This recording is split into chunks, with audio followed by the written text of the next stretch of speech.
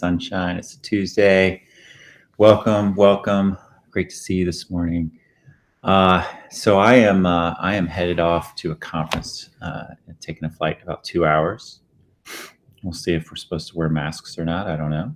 We'll find out. I'm double boosted, and had COVID and all that stuff. So we'll see what happens with this mask thing at the airport. Anyway, I'm headed to LA to a conference with Peter Diamandis, who is a futurist and a real thought leader in the world. I've been studying him for a while. I'm part of a group, along with my dad, that gets to study some of the trends, some of the things that are happening with technology and all the cool stuff, robotics, AI, virtual reality, everything that's going on. Clean energy, so cool. So we get exposed to all the latest trends, all the things that are going on. Some of the leaders, some of the startup CEOs for some of these cool companies, and there's 360 of us in this giant cohort. So I am very lucky to get to go. But one of the things I thought I'd share with you this morning is what is coming up that is probably the biggest thing of all, and it's called the Singularity. And I don't know if you've heard me talk about it, or if you've heard about it in the past. Singularity, the word singularity is used in physics. So you hear it there. It's used in math. But this term has been stolen, so to speak, in the technology and computer science field to signify the time when artificial intelligence is able to improve upon itself without us. So it's able to start programming itself. And the computing power is a couple years away from being able to do that. So we are very close. We are very close to the singularity. And the singularity will be an event. I know it's kind of weird and scary in a way, but it'll be an event like just a huge inflection point for humanity.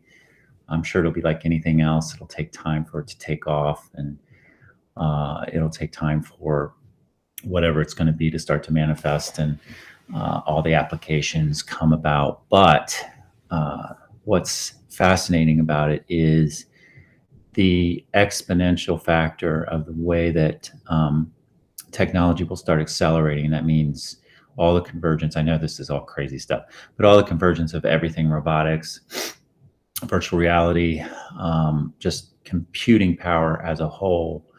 We are going to see the biggest shift that we've ever seen in our lifetimes, but obviously, I mean, and with humanity. So here we go. It's going to be happening. Buckle up. I'll share more about what I learn with all of you. But I don't even know. I mean, it's beyond comprehension what that means. But we will have, there will be, I would guess, a lot less need for manual labor, a lot less need for a lot of jobs will no longer exist. We'll have a lot more free time. And as a society, we're going to have to figure out how to make sure we have an equitable society. That's not going to be easy, right? And that we take care of everybody. So we got some big stuff happening in our lifetimes. And there you go. What can we do in the meantime? We can make sure that whatever values that we hold dear in our society, in our families, in our communities, and this is why one of the most important reasons why I do this work is that we understand what those values are. And we come together and we work together to try to figure out the world we want to build together. And it's going to start accelerating. It's going to be faster and faster and faster and faster. And it's going to be crazy times, folks. You got to buckle up. And then we just got to stay very rooted and grounded. We got to take care of ourselves, and we got to do all this stuff that I talk about every day. And that is starting with I am, and understanding that I am, understanding that our power, our sense of self, that we are, and then understanding that I am love, understanding that love has got to be at the root of all this stuff. It is the secret. We know that love is patient, love is kind. It does not envy, it does not boast. It is not proud, it does not dishonor others. It is not self-seeking, it is not easily angered. It keeps no record of wrongs. Love does not delight in evil, but rejoices with the truth. It always protects, always trusts, always hopes, always perseveres. Love never fails. We're going to have to look for that everywhere. We have to do a lot of teaching around it as well. And then we have to stay anchored in our values. Remember your values. What are they? We have to understand what they are so that we can live them. We got to understand what our shared values are with our families, our communities, our country. We're not real clear on that right now. And we seem to be fighting over silly, stupid shit because we haven't had the conversation to fully understand what those shared values are. And they're not all shared right now, folks. That's the problem.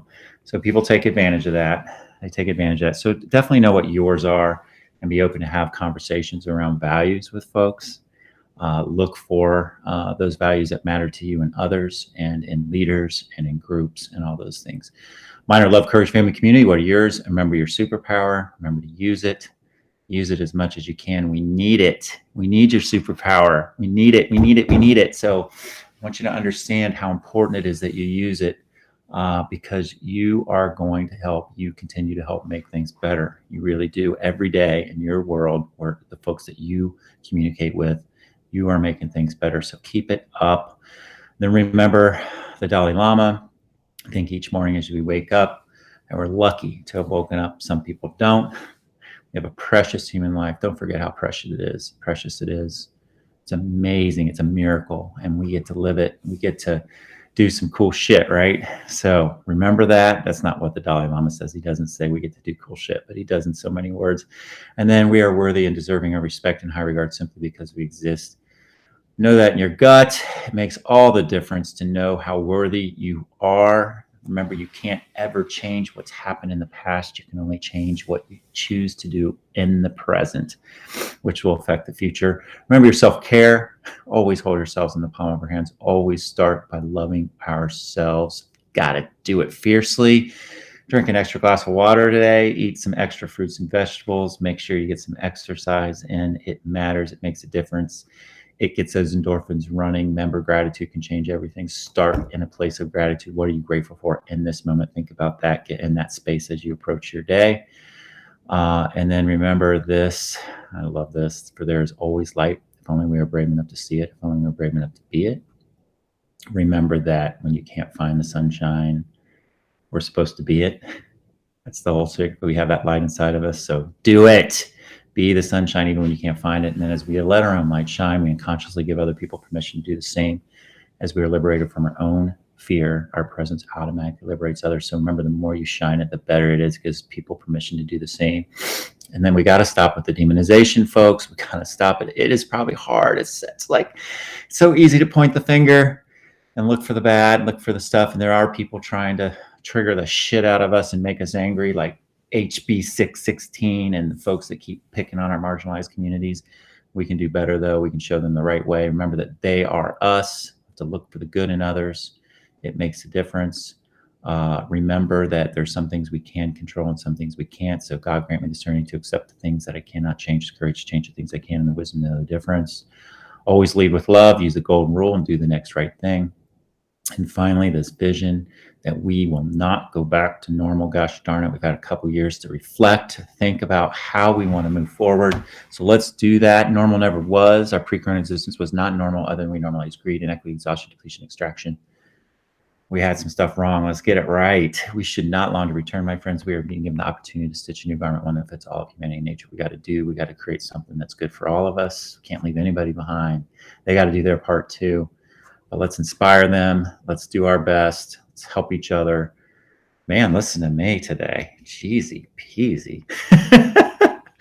That's all I got. I hope you all have a wonderful, wonderful rest of the week. I am not going to be on the rest of the week. I'm going to focus on this conference. I will share stuff that I learned when I come back. I'm pretty excited about it. I'm pretty lucky to get to do this. I'm pretty lucky to get to do this with my dad. So remember, even when it's really damn cloudy out, the sun is always shining. You are the sunshine. Hope you have a great one.